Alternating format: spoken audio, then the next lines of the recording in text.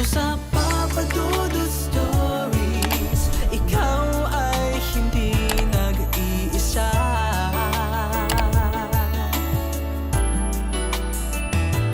Dito sa Papa Dudut Stories, may nagmamahal sa'yo.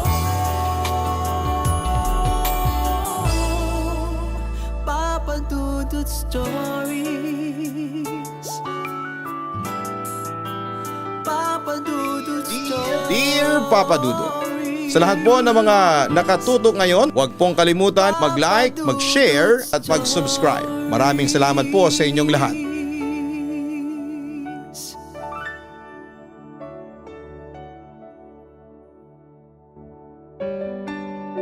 Sa ating pagliliwaliw, madalas tayong nakakahanap ng breath of fresh air upang mabawasan ang ating mga isipin sa buhay. Ito ang nagsisilbi nating takbuhan upang makawala sa gapos ng problema na ating kinakaharap.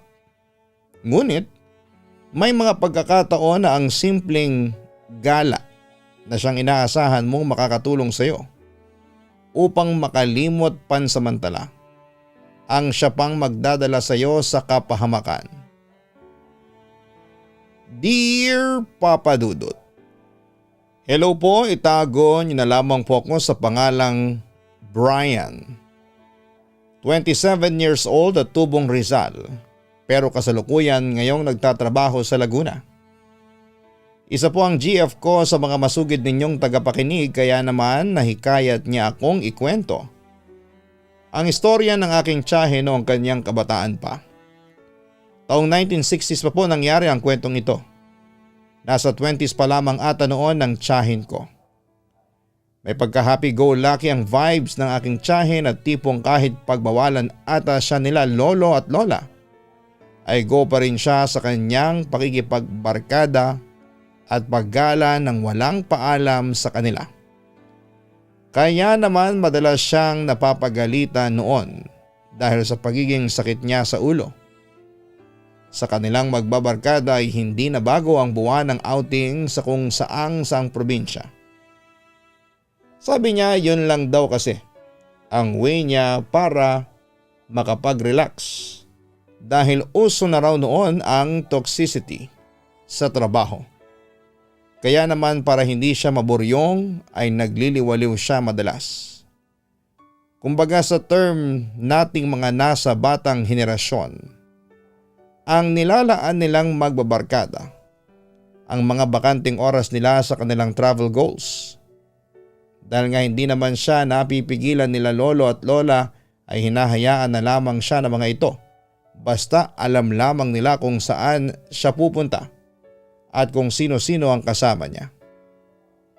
Tulad nga ng sabi ko, madalas ay probinsya ang pinupuntahan nila dahil mas maganda daw ang tanawin doon at natutuwa sila sa mga nakikilala nilang mga individual sa bawat lugar kung saan naman nang minsan muli silang magkayayaan papunta sa Siquijor ay wala ng pagdadalawang isip na sumama ang aking tiyahin. Maaga daw silang umalis noon dahil medyo malayo-layo ang magiging biyahe nila.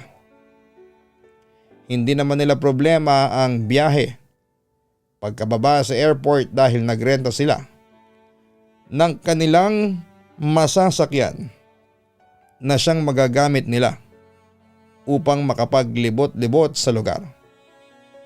Hahanapin na lang nila ang lokasyon ng kanilang tutuluyan na minsan na ding napuntahan ng isa sa kanilang mga kasama.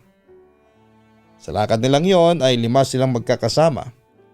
2 lalaki na katropa nila at 3 naman silang babae. Sobrang excited ang tiyahin ko dahil kilala ang lugar na yon bilang isa sa mga may pinakamagagandang tanawin, batay na rin sa kanilang katropa. Para naman masulit nila ang kanilang bakasyon, ay maaga pa lang ay nasa kalsada na sila para naman daw hindi masayang ang mga araw na makakapaglibot sila. Nang makababa sila ng eroplano, ay nag-aantay na sa kanila ang sasakyan na kanilang inarkila. Dahil marunong naman mag-drive ang isa sa kanilang mga kasama, ay eto na ang nagpresenta na magmaneho. Kwentuhan at asaran lang ang ginawa nila habang nasa biyahe. Tuwang-tuwa sila sa mga nakikita nilang mga tanawin na ibang-iba kumpara sa syudad na kanilang pinagtatrabahuhan. Ibang-iba din talaga ang hangin ng probinsya kung ikukumpara mo sa mga medyo developed na mga lugar. Mga 2 linggo din silang mag-i-stay doon, kaya naman mahaba-habang gala at pahinga ang kanilang magagawa. Pinag-uusapan na din nila ang mga lugar na kanilang pupuntahan at itinerary na kanilang gagawin upang hindi na sila maabala pa sa oras na magsimula na sila sa mga plano nilang gawin.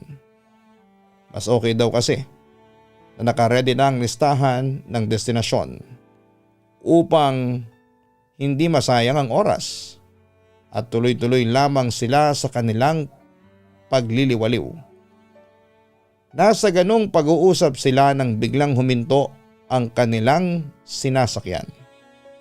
Sabay-sabay silang napatanong sa kanilang kasama kung ano ang nangyari.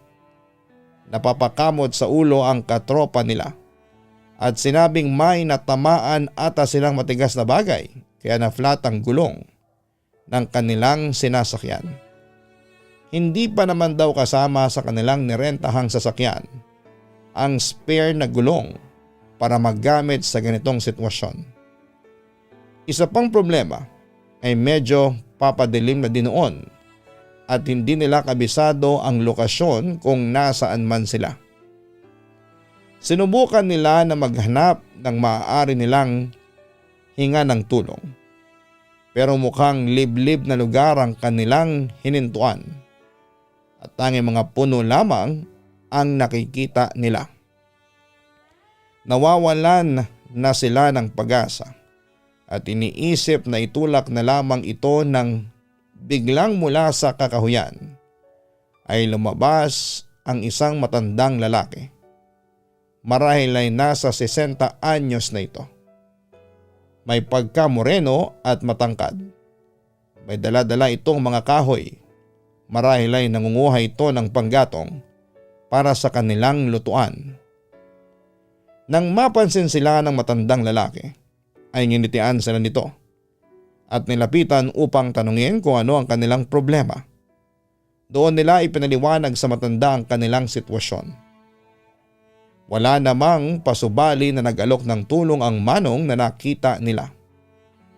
Ayon dito ay malapit lang ang kanilang baryo sa lugar na yon at maaari muna silang magpalipas ng gabi dahil papalubog na rin ang araw at delikado daw doon kapag ganong oras na. Kahit nag-aalangan ang aking tiyahin at ang kanyang mga kasama. Dahil estranghero nga ito ay wala naman silang pagpipilian ng mga oras na yon. Dahil wala naman kahit sino sa kanila ang nakakaalam kung nasaang lugar na sila. Kaya naman pumayag silang sumama sa matanda. Nangako din kasi ito sa kanila na kinabukasan din ay hahanapan sila nang maaaring makatulong upang mapaandar muli ang kanilang sasakyan. Iniwan din muna nila doon ang sasakyan dahil mahirap kung itutulak nila ito kung saan man sila pupunta. Sumunod lamang sila sa matanda at palinga-linga ang tiyahing ko sa paligid upang maging pamilyar sa kanilang mga dinadaanan. Nang makarating sila sa baryo ay bumungad sa kanila ang iilang mga bahay doon. Mas maraming kang makikitang mga iba't ibang klase ng puno na siyang nakapaligid sa buong lugar. Maliit lamang ang komunidad na kanilang napuntahan at mga sinaunang kubo pa ata ang mga naroon. May mga residente sa labas nang makarating sila at nakikiosyoso kung sino marahil ang mga kasama ng isa sa kanilang mga kabaryo. Pero kahit na mukha lang silang ordinaryong mga mamamayan, ay may kakaibang nararamdaman ng tiyahin ko sa kanila. Hindi naman daw kasi sa pagmamayabang pero medyo sensitive daw kasi ang kanyang instinct or gut feeling. Sabi niya ay para kasing may kakaiba sa mga tingin sa kanila ng mga taong naroroon. Kahit pa nga nakangiti ang mga ito sa kanila. Bagaman at may tiwala ang aking tiyahin sa kanyang pakiramdam ay nagdadalawang isip din siya. Dahil baka kaya ganoon ang kanyang naiisip ay dahil nasa hindi sila pamilyar na lugar. At normal naman siguro kahit na kanino na magkaroon ng pag-aalinlangan sa intensyon ng mga hindi nila kilalang individual. Naisip niya na baka ganon lamang ang tingin sa kanila ng mga ito dahil nga bago mukha sila sa lugar na yon at halatang hindi sila taga roon. Marahil tulad niya ay nangingilala din ang mga ito at nakikiramdam. Nang huminto sila sa paglalakad ay bumungad sa kanilang magtotropa ang isang maliit na kubo. Pinapasok sila doon ng matanda at sinabihan na doon muna sila pansamantalang tutuloy habang naghahanap sila ng maaaring makatulong sa kanila para maayos ang nasira nilang sasakyan. Bago ito nagpaalam na umalis ay kabilin-bilinan ito sa kanila na huwag silang lalabas sa kubong yon, lalo na at gabi na.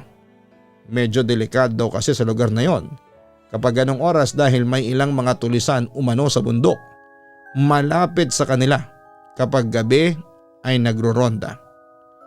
Medyo kinabahan tuloy ang tiyahin ko at ang kanyang mga kasama dahil sa sinabi ng matanda sa kanila.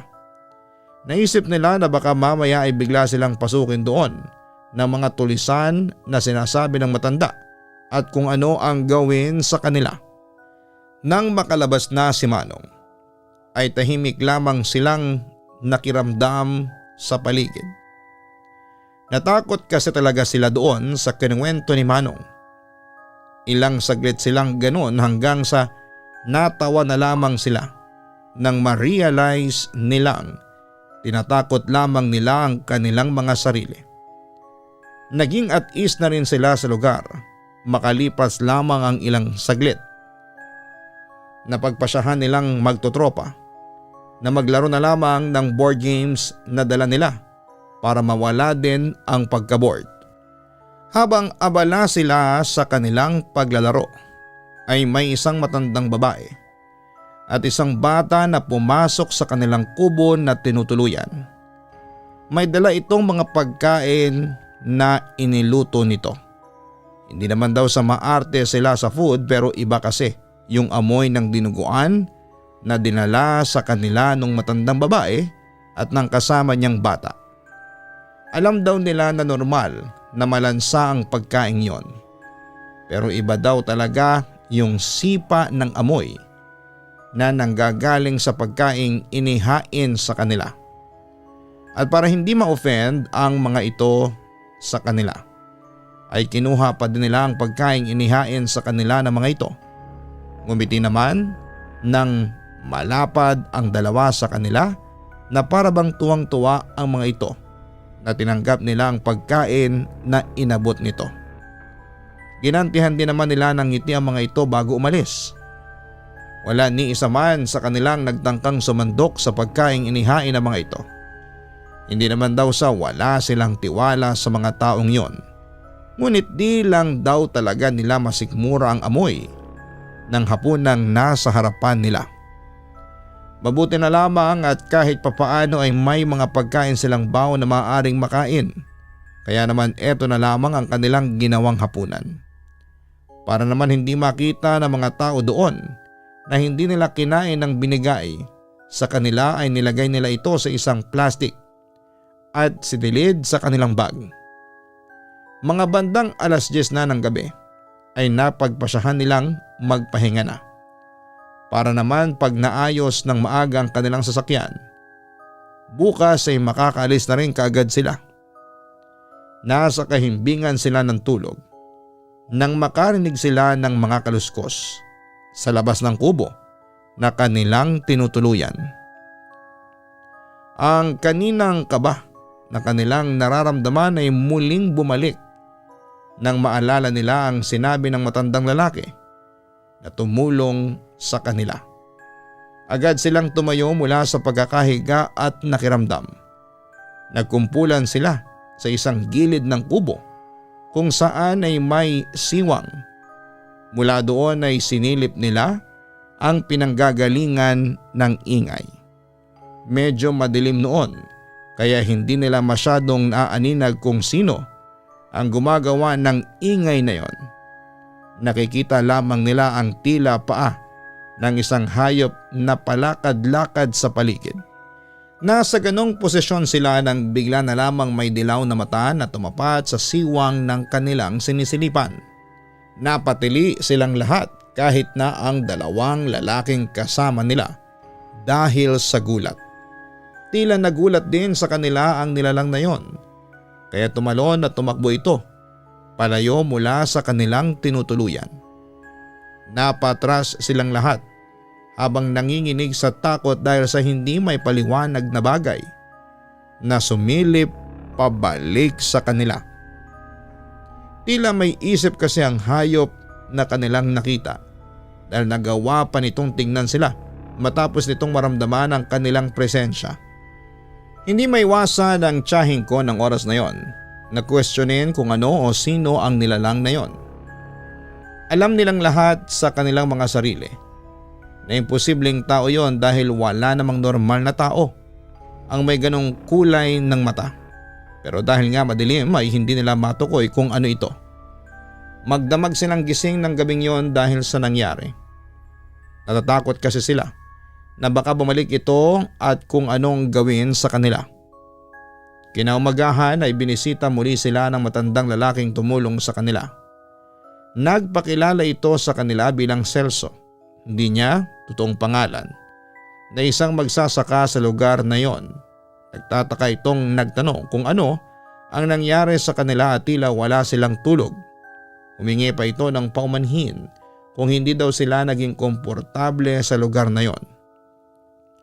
Agad naman nilang pinawi ang alalahanin nito at sinabing hindi lang sila nakatulog dahil may ligaw na hayop na umaaligid sa kanilang kubo. Nagtataka naman si Mang Celso kung ano ang ligaw na hayop ang kanilang tinutukoy. Doon nila ikinuwento sa kanya ang kanilang naging karanasan ng gabing yon. Tahimik lamang na nakikinig sa kanila si Mang Celso. At nang matapos nilang maisalaysay ang mga ito ay tila napapaisip ng malalim ang matanda. Nang hindi ito kumibo ay naisipan na lamang nilang itanong kung okay na ba ang kanilang sasakyan. Dito lang tila natauhan si Mang Celso at saka malungkot na ngumiti. Ayon dito ay nakabakasyon ang nag-iisang mekaniko sa kanilang lugar at baka sa isang araw pa ito makabalik. Kaya naman doon lamang nito magagawa ang kanilang sasakyan. Nanlulumo lamang nagtanong ang tiyahin ko kung may malapit bang bayan sa kanila upang sila na ang maghahanap ng gagawa ng kanilang sasakyan. Pero ayon kay Mang Celso ay malayo na sa lugar nila ang susunod na bayan at hindi pa sigurado kung merong mekaniko doon. Kaya naman mas mabuti daw na hintayin na lamang nila ang pagbabalik ng mekaniko sa lugar na yon at manatili na lamang muna ng isa pang araw. Wala silang nagawa kundi ang sumang-ayon na lamang dahil wala naman silang maisip na maaaring nilang matuluyan. Sinigurado naman sa kanila ni Mang Celso na ito na talaga ang huling gabi na mananatili sila sa kanilang baryo. Bagaman na tila walang kahulugan ng sinabi nito sa kanila, ay may kung anong naramdamang kakaiba ang aking tiyahin nang marinig yon. Para bang double meaning ang mga binitawang salita na yon ni Mang Celso. Mukhang hindi lang naman siya ang nakakaramdam ng ganon dahil nang makaalis na nga ang matanda ay agad silang nag-usap na magtotropa. Napagpasyahan nilang bago dumilim ay aalis na sila sa baryo na yon. Di daw sila agad makaalis ng umaga pa lamang dahil baka makahalata ang mga tao sa baryo. Kaya mas maganda na umalis ng medyo padilim na at wala nang masyadong tao sa labas. Kung paano sila makakaalis kahit na walang sasakyan ay hindi nila alam. Basta ang mahalaga ay makalayas sila sa kakaibang lugar na yon. Nagpa siyang bumalik sa kubo ang ibang tropa ng aking tiyahin habang siya naman ay naisipang mag-ikot muna. Kung kailangan kasi nilang umalis ng palihim sa lugar na yon, kailangan niyang alamin na mga posibleng daanan nila. Mahirap na kapag maligaw sila. Habang naglalakad-lakad siya ay may naulinigan siyang nag-uusap sa may bandang masukal na bahagi ng gubat. Dahan-dahan niyang tinunto ng mga boses na kanyang naririnig. At doon ay nakita niya si Mang Celso at ang matandang babae na nagbigay ng pagkain sa kanila noong nakaraang gabi. Dahil nagtataka ang aking tiyahin kung ano ang pinag-uusapan ng mga ito. Sa bahaging yon ay pasimple siyang nagtago sa isang puno upang mapakinggan ang mga ito. Pinag-uusapan ng mga ito kung handa na daw ba ang lahat para sa seremonyas mamayang gabi. Kailangan daw may isagawa na yon dahil hindi na kaya pang magdahilan ni Mang Celso para mapanatili ang kanilang mga bisita sa kanilang lugar. Alam agad ng tiyahin ko nang tinutukoy ng mga ito ay silang magtotropa. Kaya naman mas naging determinado siyang pakinggan ang pag-uusap ng dalawa upang malaman niya kung ano ang tinutukoy ng mga ito na paghahanda sa seremonyas. Pero ang mga sumunod na mga sinabi nito ang siyang nagdala ng matinding pagkatakot sa aking tiyahin.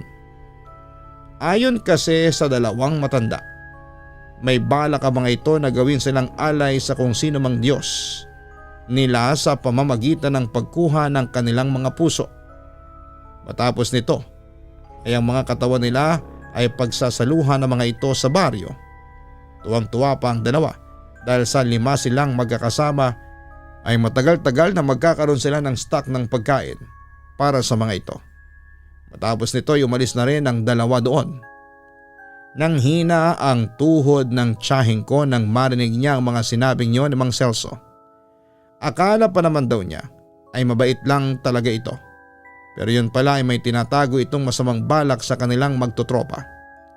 Nang bumalik na ang lakas ng kanyang mga binti, agad siyang bumalik sa kubo na kanilang tinutuluyan. Agad niyang ikinuwento ang kanyang mga natuklasan sa kanyang mga kaibigan. Ang dalawa niyang kasama na babaeng katropa nila ay hindi mapigilang mapaluha dahil sa takot. Galit na galit naman ang dalawa pa nilang kasamang lalaki. Napapatanong silang lahat kung anong klaseng lugar ba ang napuntahan nila at napaisip kung ang mga tumulong ba sa kanila ay mga miyembro ng kulto dahil sa mga seremonyas na ginagawa ng mga ito. Mas naging matibay ang loob nila na makaalis na kaagad sa lugar na yon. Kahit malayo ang susunod na bayan ay wala silang pakialam. Ang mahalaga sa kanila ay makatakas sa mga taga-baryong kumupkup sa kanila. Inihanda nila ang lahat ng kanilang mga gamit para kung sakaling makakita na sila ng tamang pagkakataon ay makaalis na sila. Nang dumating na ang dapit hapon ay nang matiyag ang isa sa mga kasama nila upang tignan kung marami pang tao sa labas. Nang masigurado na nilang iilan na lamang ang mga taga-baryong naroroon, ay agad nilang sinagawa ang kanilang planong pagtakas. Dahan-dahan at tahimik silang lumabas mula sa kubo. Nasa unahan nila ang isa sa mga kasama nilang lalaki habang ang isa naman ang siyang pumwesto sa likuran. Pinagitnaan nila ang aking tiyahin at ang dalawa pa nilang kasamang babae para daw kung sakaling may mangyaring kung anuman ay may magpoprotekta sa mga ito. Tahimik nilang tinungo ang kagubatan at pumunta sa direksyon kung saan sila unang nakita ni Mang Celso.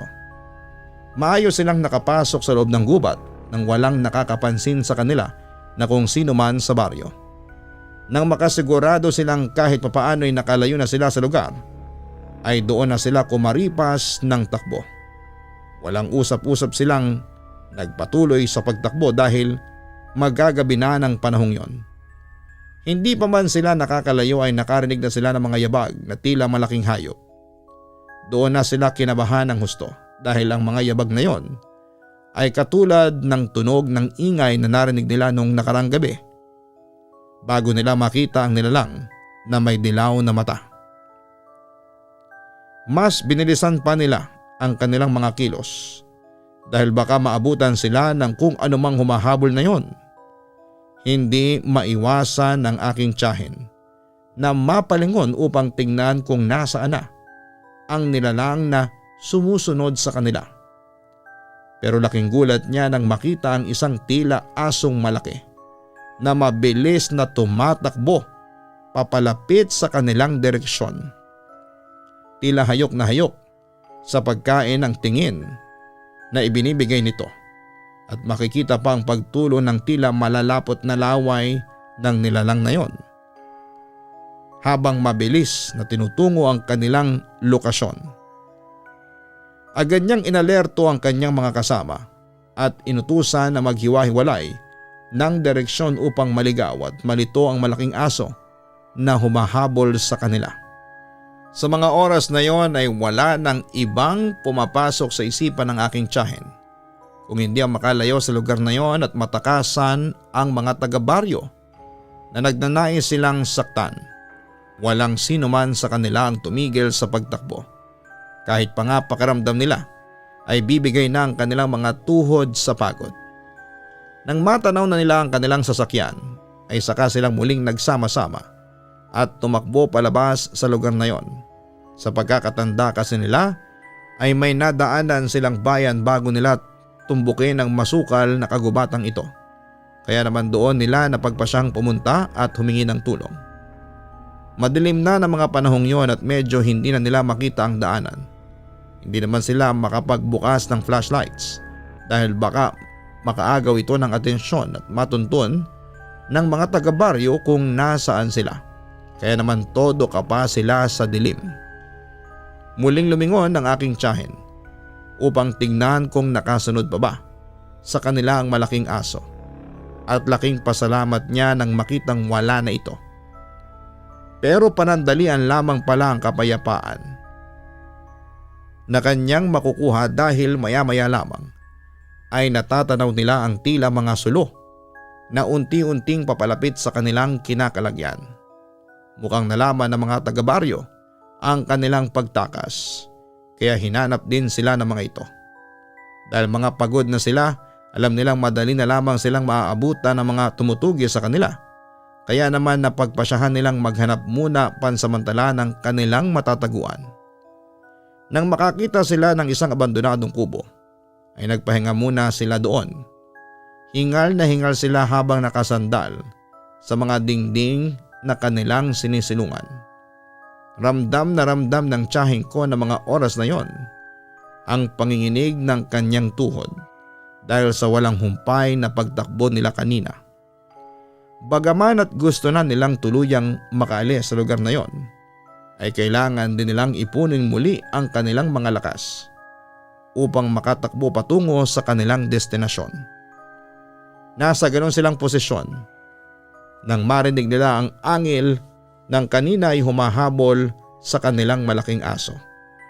Napatakip silang lahat sa kanilang mga bibig upang mapigilan ang kanilang mga sarili na gumawa ng anumang ingay na makapagbibigay ideya ng lokasyon nila sa mga nilalang na humahabol sa kanila. Naiyak na lamang ang tiyahing ko maging ang mga kasama niyang ibang babae dahil sa takot. Ang dalawa nilang lalaking tropa ay naghagilap ng bagay na maaari nilang gamitin bilang proteksyon kung sakali mang mahanap sila ng mga humahabol sa kanila at makapasok ang mga ito doon. Rinig na rinig daw ng tiyahing ko noon ang mga mabibigat na hakbang ng mga paikot-ikot na tao sa labas ng kanilang pinagtataguan. Narinig pa nila ang boses ni Mang Celso na pagalit na inuutusan ng mga naroon na hanapin sila sa lalong madaling panahon. Todo pikit na lamang ng mata ang aking tiyahin habang nagdarasal na sana ay hindi sila matagpuan ng mga ito at naway may dumating na tulong para sa kanila. Para sa aking tiyahin at sa mga kaibigan niya, Ang lumilipas na mga minuto ang pinakamahalagang oras ng kanilang buhay. Sino ba naman kasi ang hindi makakaisip ng ganon kung merong humahabol sa iyo at alam mong gusto ka nitong paslangin?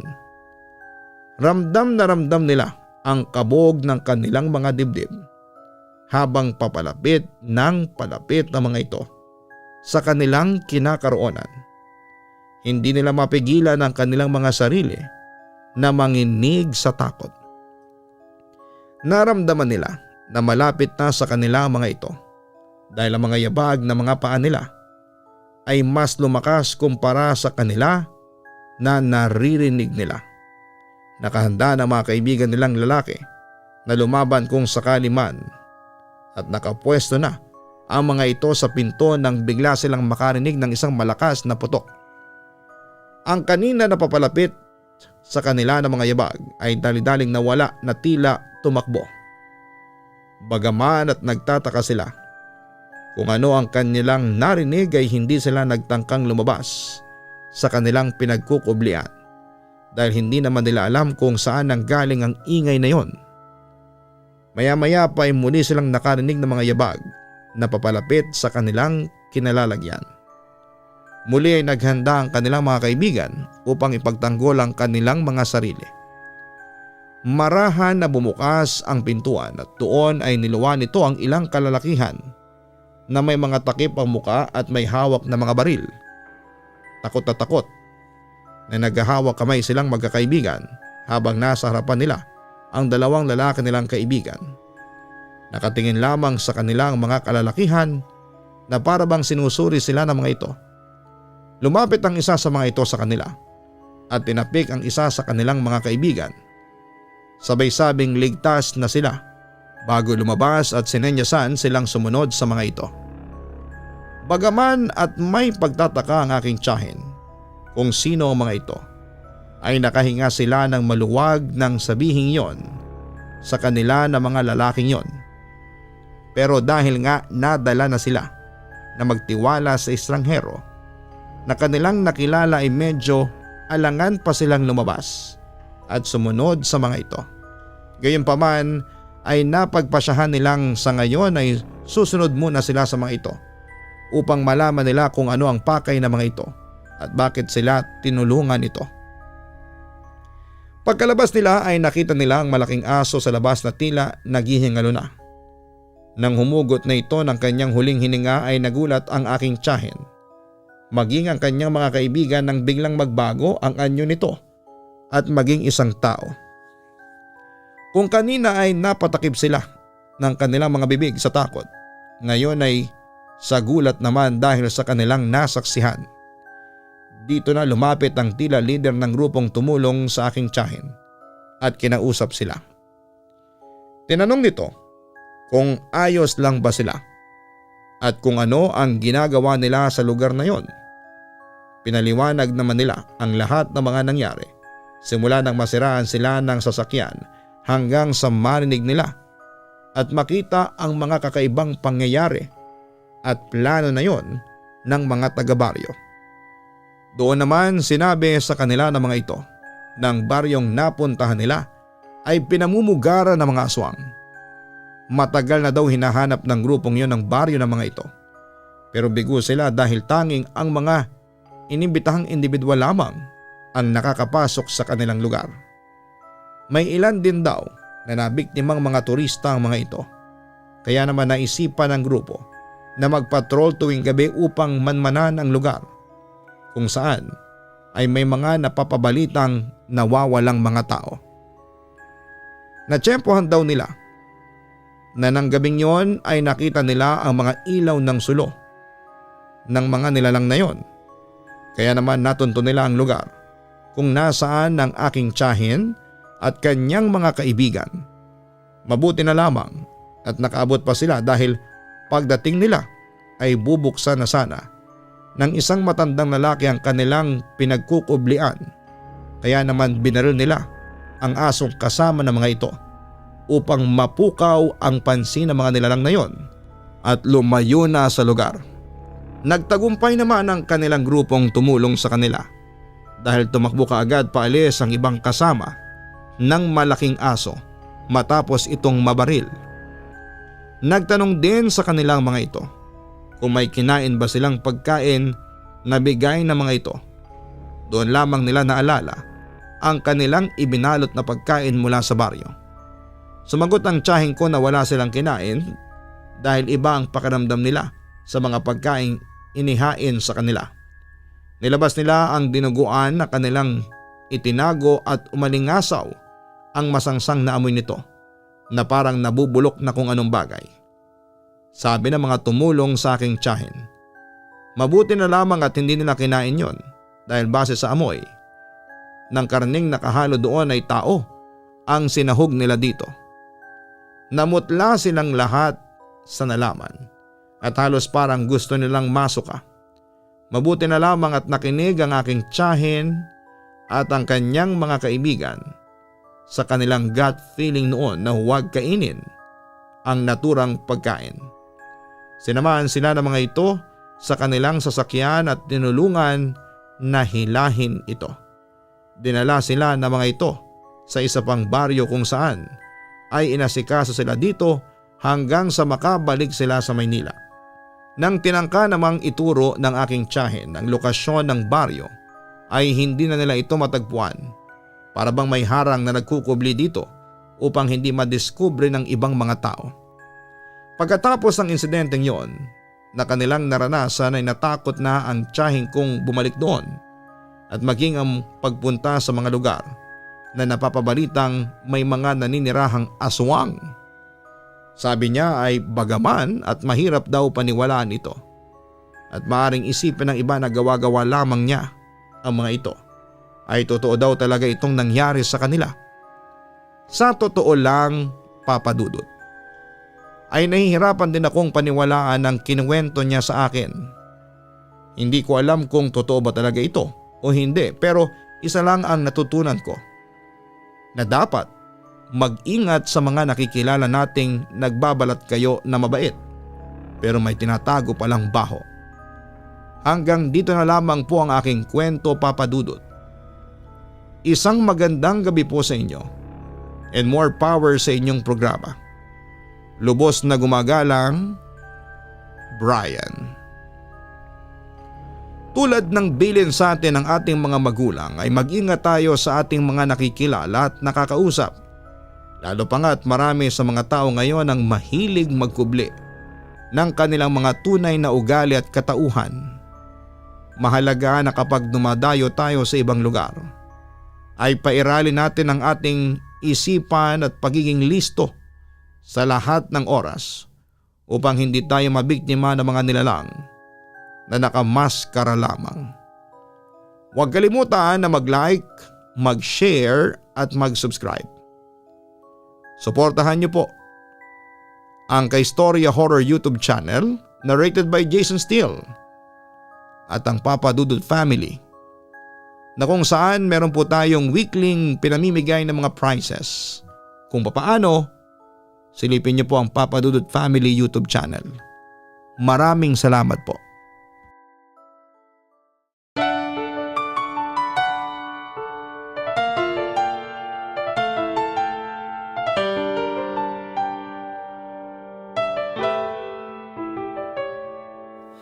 Ang buhay ay mahiwaga, laging may lungkot at saya.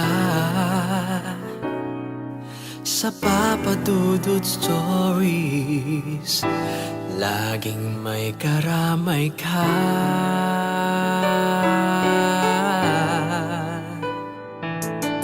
Mga problemang kay bigat, dito ay pakikinggan ka. Sa Papa Dudut Stories, kami ay iyong kasama. Dito sa Papa Dudut Stories, ikaw ay hindi nag-iisa.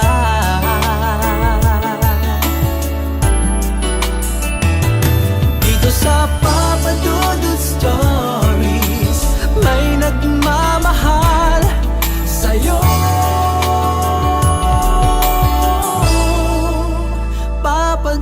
Dudut Stories.